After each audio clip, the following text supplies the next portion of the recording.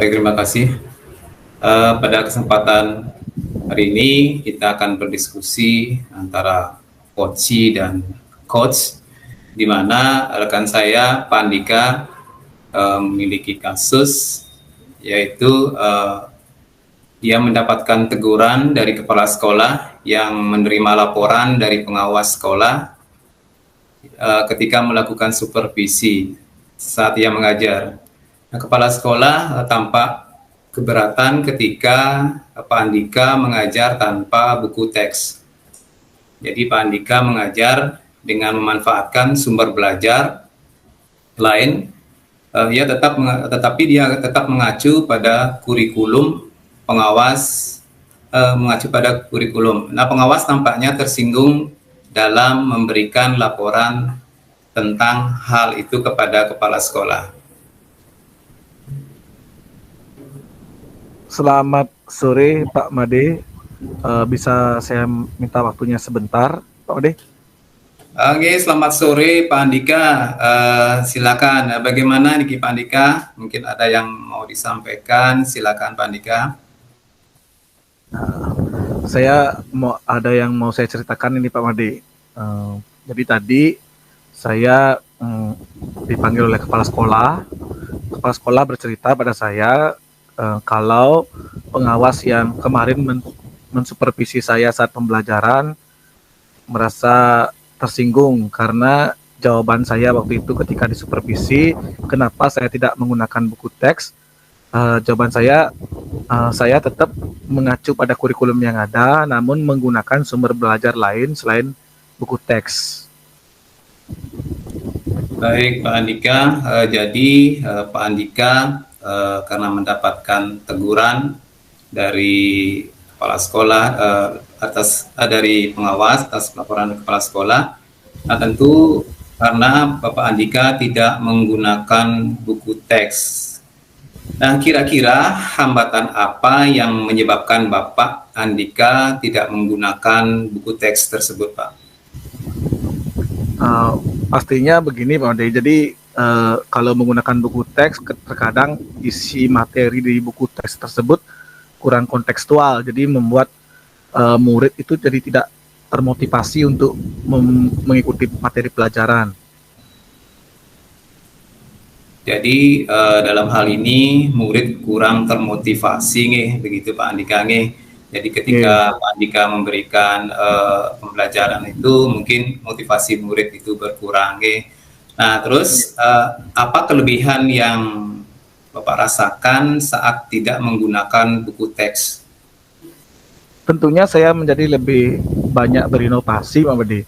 Jadi tidak terpaku pada buku teks, saya bisa memilih media-media pembelajaran lainnya, di sumber-sumber pembelajaran lainnya seperti di internet dan lain-lain, di YouTube, di pembelajaran, media pembelajaran interaktif. Ini Pak Made.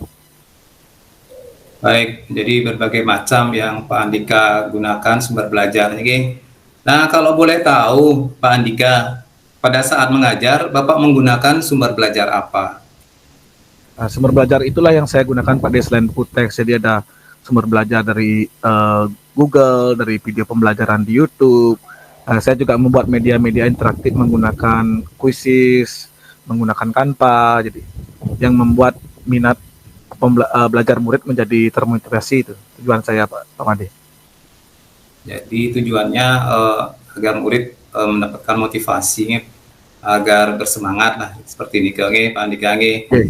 Nah, menurut Bapak, apakah menggunakan buku teks itu bisa dapat menghambat eksplorasi daripada murid, Pak Andika? Kalau dipikir-pikir tidak menghambat sih Pak Made menurut saya. Karena menurut saya dengan menggunakan buku teks juga bisa memperbanyak Pak Made, memperbanyak sumber belajar dari murid. Jadi murid selain buku teks dia juga mempelajari sumber belajar dari media-media yang tadi saya sebutkan itu. Ya, saya setuju dengan Bapak Andika. Jadi semua kita bisa jadikan sebagai sumber belajar seperti YouTube, internet, pembelajaran interaktif. dan itu nanti akan berdampak semakin baik kan seperti ini Pak Andika. Iya Pak Ade. Terus untuk selanjutnya, jadi sekarang apa rencana Bapak untuk menyelesaikan masalah ini, Pak?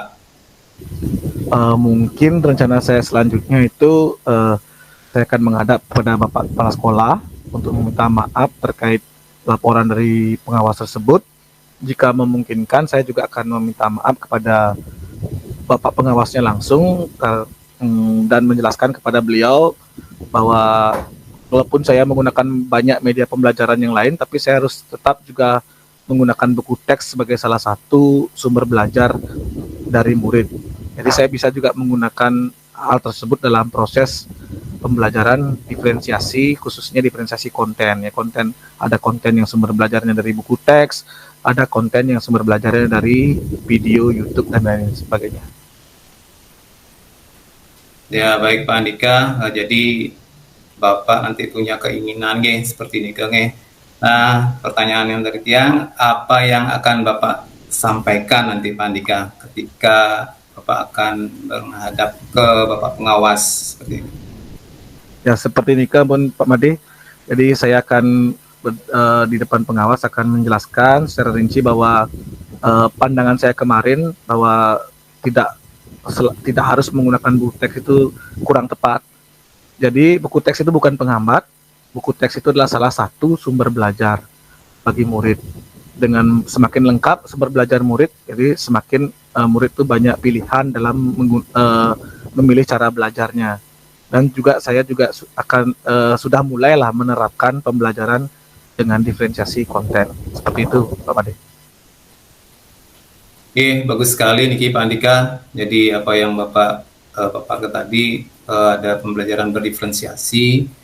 Nah, mungkin Bapak sudah menjelaskan juga tentang penggunaan internet, video. Nah, mudah-mudahan apa yang Bapak rencanakan Niki bisa berjalan dan bisa berhasil Pak Andika. Baik Pak Andika, sejauh ini apa komitmen Bapak terhadap rencana Bapak ini? Segera Pak Made akan saya lakukan. Mungkin dimulai dari bertemu Bapak Kepala Sekolah terlebih dahulu, lalu meminta kepada Kepala Sekolah untuk meminta kontak pengawas supaya saya bisa bertemu langsung atau menghubungi lewat telepon nantinya, supaya nanti masalah Niki tidak berkepanjangan. Jadi supaya komunikasi baik, kerjasama baik sekolah kita dengan pengawas bisa tetap terjalin. Seperti itu Pak Made. Wah, sangat bagus sekali Niki Pak Andika. Jadi selanjutnya Niki yang saya ingin tanyakan lagi kan tadi Bapak sudah menyebutkan. Nah, yang perlu kan di sini ketika kita mengungkapkan hal terkait dengan masalah dan kasus, nah, siapa saja yang mendukung hal ini Pak Andika, yang Pak Andika ajak nantinya untuk bekerja sama mungkin? Ya, tentunya saat ini Pak Made selaku rekan saya meminta saran dari Pak Made. Saya meminta, saya artinya berbagi tentang masalah yang saya hadapi ini. Nah itu nanti saya akan berkoordinasi dengan kepala sekolah, karena beliau selaku pimpinan saya. Nah dari kepala sekolah nanti saya akan mencoba menghubungi langsung Bapak pengawas tersebut. Jadi setelah terjalin komunikasi, mungkin dampaknya nanti saya akan lebih lebih menggunakan banyak media, banyak pilihan dengan pilihan buku teks. Jadi tidak nanti aset seperti buku teks itu bisa terpakai dengan baik. Tidak hanya diam saja di perpustakaan atau di pojok kelas, bisa aset seperti buku yang sudah dibeli dengan dana anggaran BOS itu bisa terpakai dengan baik. Demikian Pak Made. Ya, bagus sekali Niki Pak Andika, apa yang Bapak sebutkan tadi. Nah, selain tadi sudah ada bekerja sama dengan rekan guru dan lain sebagainya.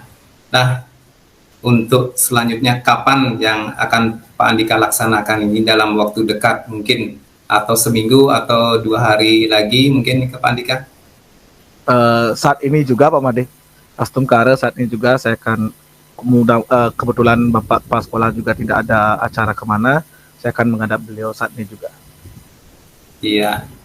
Oke, Pak Andika, saya sangat selalu mendukung apa yang Pak Andika ini mudah-mudahan bisa berjalan dengan lancar dan sesuai harapan apa yang menjadi komitmen Pak Andika. Semoga dilancarkan Pak Andika. Ya, terima kasih atas masukan dan sarannya Pak Ade. Dan waktunya juga terima kasih karena sudah mau mendengarkan saya berbagi permasalahan yang saya hadapi. Sama-sama Pak Andika, kita sebagai rekan juga nanti akan selalu bekerja sama, saling mengisi. Nah, saya tunggu ya Pak Andika untuk selanjutnya perkembangannya. Terima kasih Pak Andika. Siap, Pak Made, siap.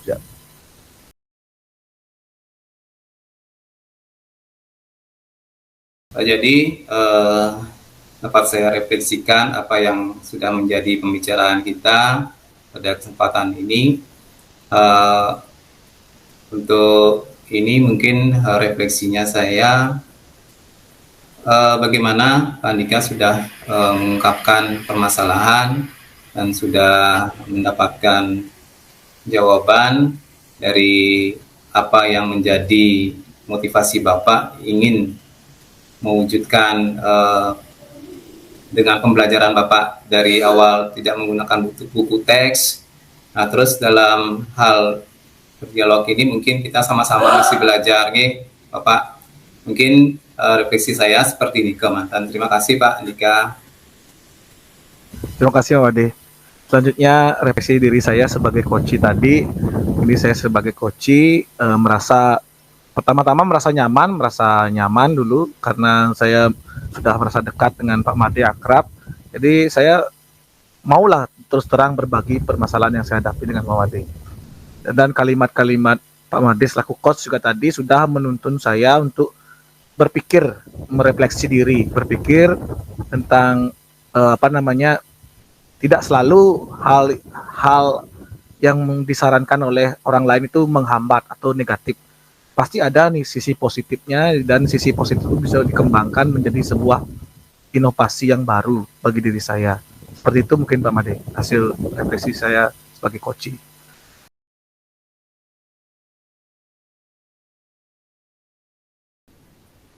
Baik, dalam kasus ini saya sebagai coach dan Pak Made Juwana selaku coach.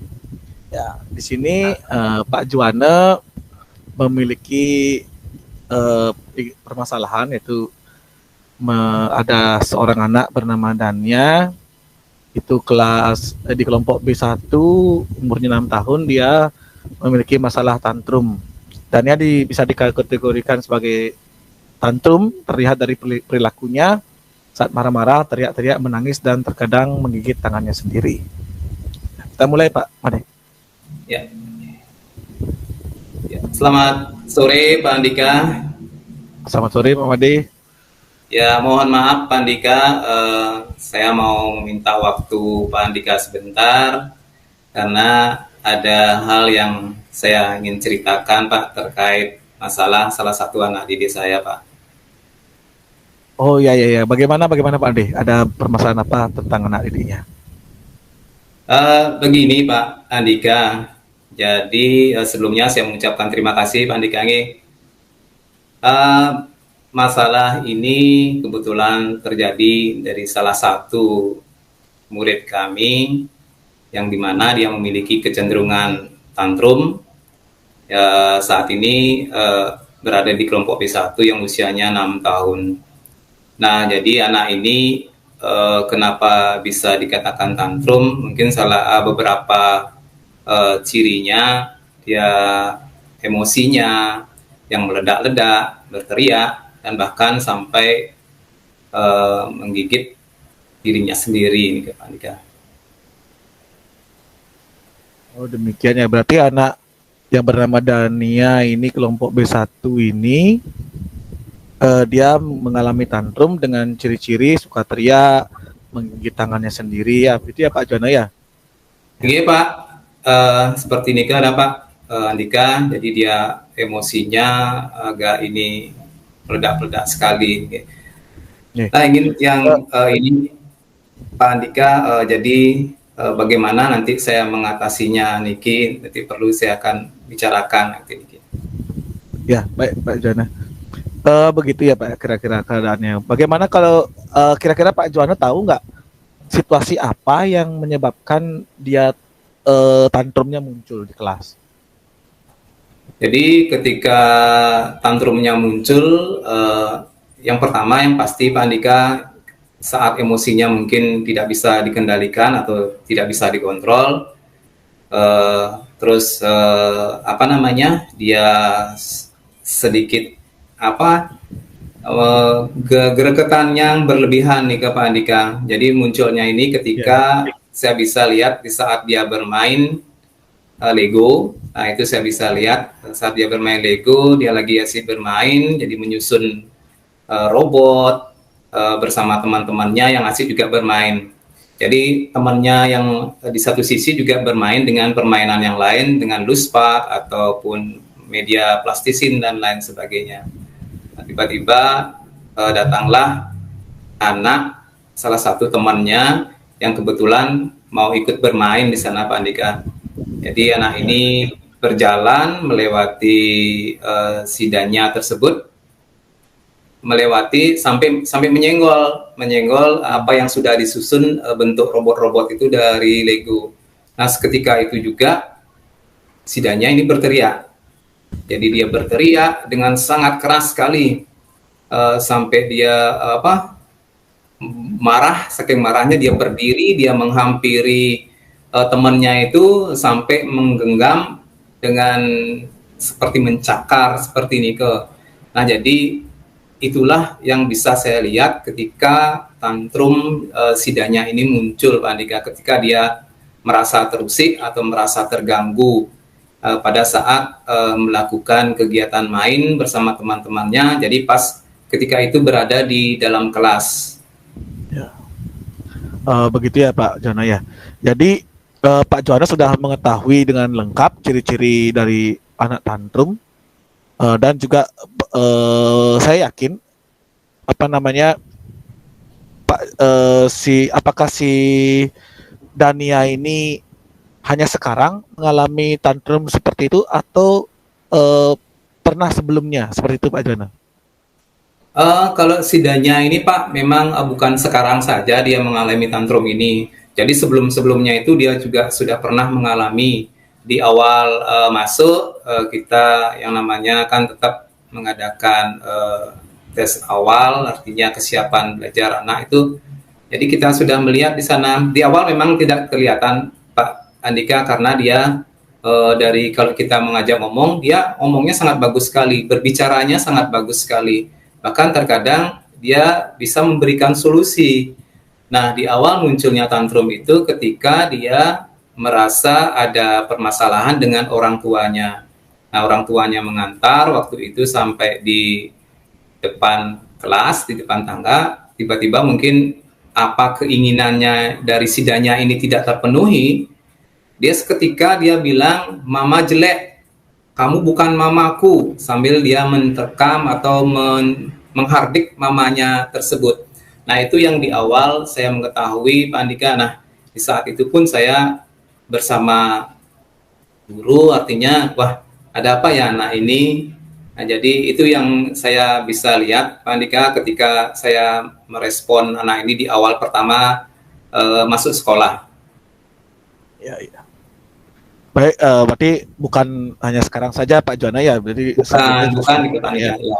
Jadi Iya. jika bukan hanya sekarang, apa apa saja kira-kira usaha-usaha yang sudah Pak Jono lakukan untuk Dania itu selama ini? Ya, jadi usaha yang saya lakukan tentunya karena di sini merupakan anak didik kita, Pak Andika. Jadi kita sebagai pendidik tentu kita yang pertama bagaimana kita bisa menuntun, mengayomi anak-anak tersebut. Yang saya lakukan adalah melakukan pendekatan secara personal, Pak Andika. Jadi saya menghampiri di pertama kali itu ketika dia muncul tantrumnya, saya menghampiri anak tersebut. Apa yang terjadi ketika saya menghampiri dan coba berbicara, dia malah menerkam saya atau sama ekspresinya benci kepada saya Pak Andika.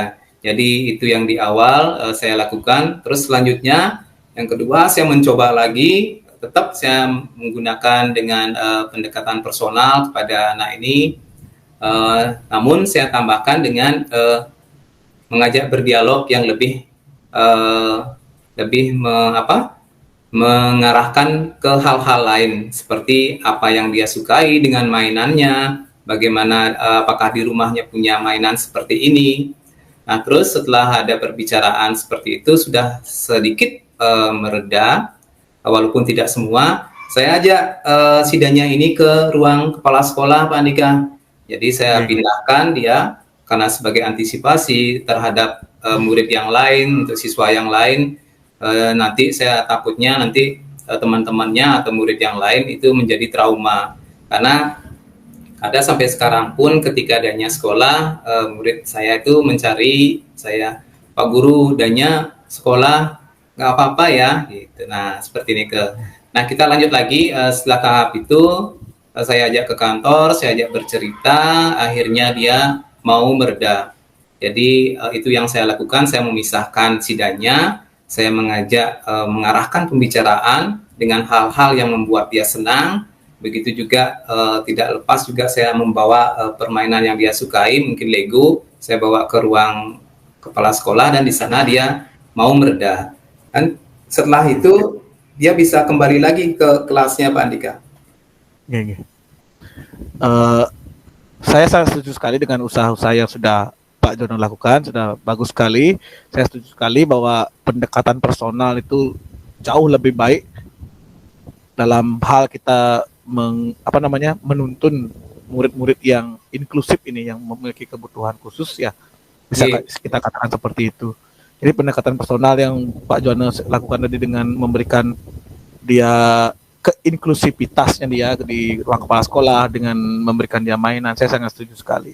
Nah, apakah usaha tersebut sudah berjalan efektif selama ini, Pak Jono?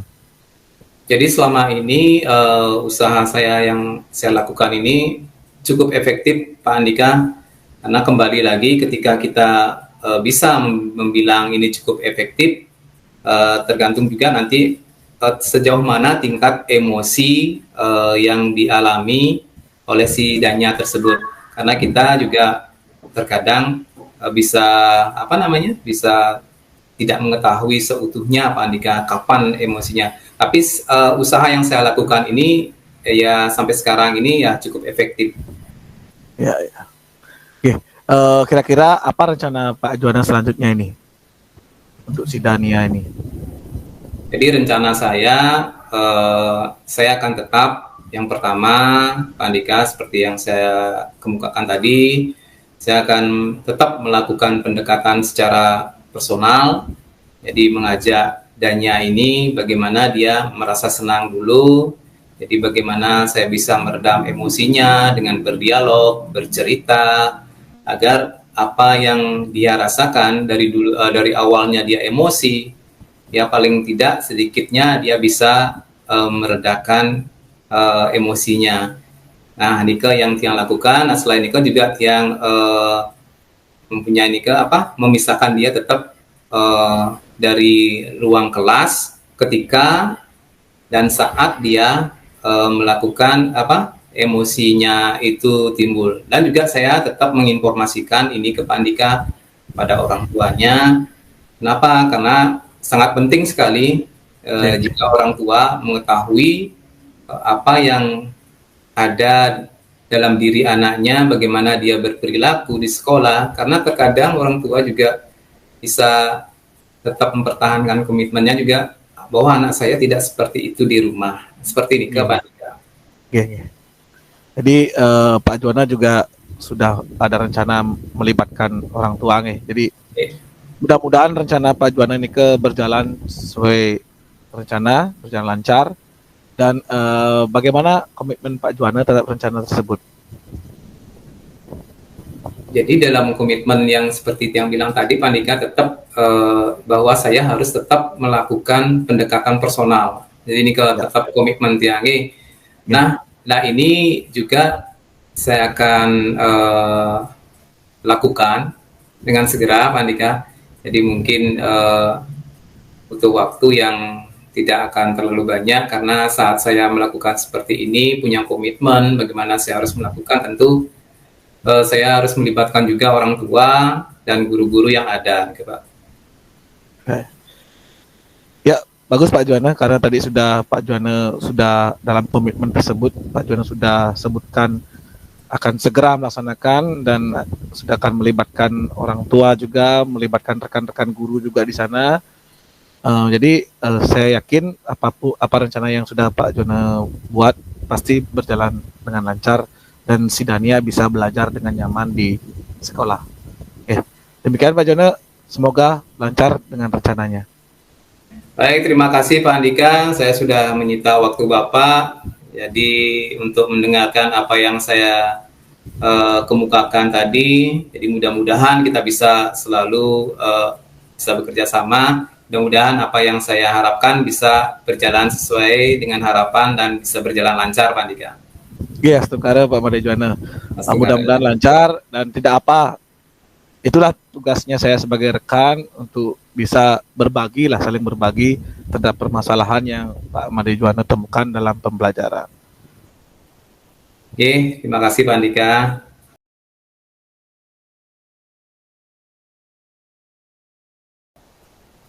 Untuk selanjutnya Pak Andika silakan merefleksikan nih sekarang ya.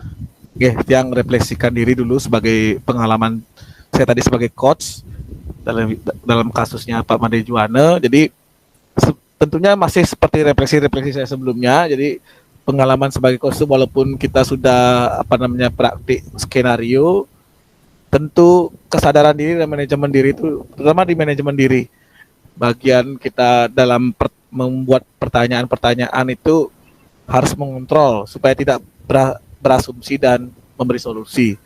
Jadi seperti tadi saya ada sedikit setengah, saya yakin gitu seperti itu tuh kurang bagi saya karena gimana ya, kebiasaan sebagai mentoring itu muncul terus ya gitu. Saya yakin, makanya saya bilang apakah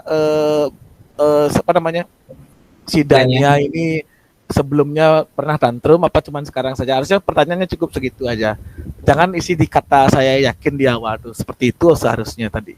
Jadi tidak perlu ada kata yakin. Itu tuh kekurangan diri saya untuk manajemen diri.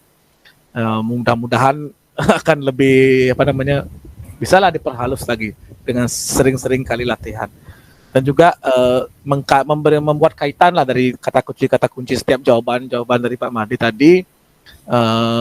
Sudah saya mengantarkan, apalagi Pak Juwana cepat tanggap memberikan jawaban-jawaban yang lebih seperti komitmen tadi sudah lengkap Pak Juwana sebutkan dari siapa yang dilibatkan, kapan akan dilaksanakan seperti itu. Kan dari refleksi dari Tiang, Pak Made. Terima kasih Pak Andika. Jadi selanjutnya saya akan merefleksikan diri saya sebagai coaching Pak Andika. Jadi kita dalam pembelajaran coaching ini sebagai coaching ataupun sebagai coach, nah utamanya saya sebagai coaching di sini saya juga harus lebih banyak belajar. Jadi bagaimana saya bisa mengungkapkan permasalahan ini, terus juga bagaimana saya bisa dalam coaching ini bisa mengembangkan, artinya bisa mendapatkan jawaban dari diri saya sendiri. Nah, teknik-teknik coaching ini juga sangat bermanfaat sekali bagi Tiang.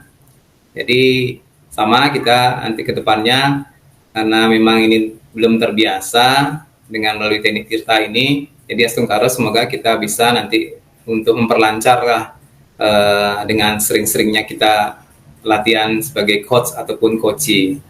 Terima kasih Pak Andika. Oke, sama-sama Pak Ode. Tiang juga terima kasih Pak Ode. Oke, berarti tinggal kita tuliskan saja apa yang sudah kita refleksikan tadi dalam lembar refleksi. Jadi dalam lembar refleksi kan kita sebagai coach nih Pak Ode. Oke.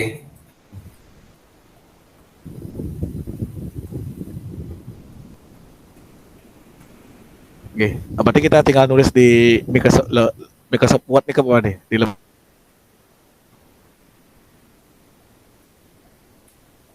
yang seperti kemarin ini Pak Andika ya, sama nih formatnya. Oke, sama kayaknya. Sama nih Pak Ode.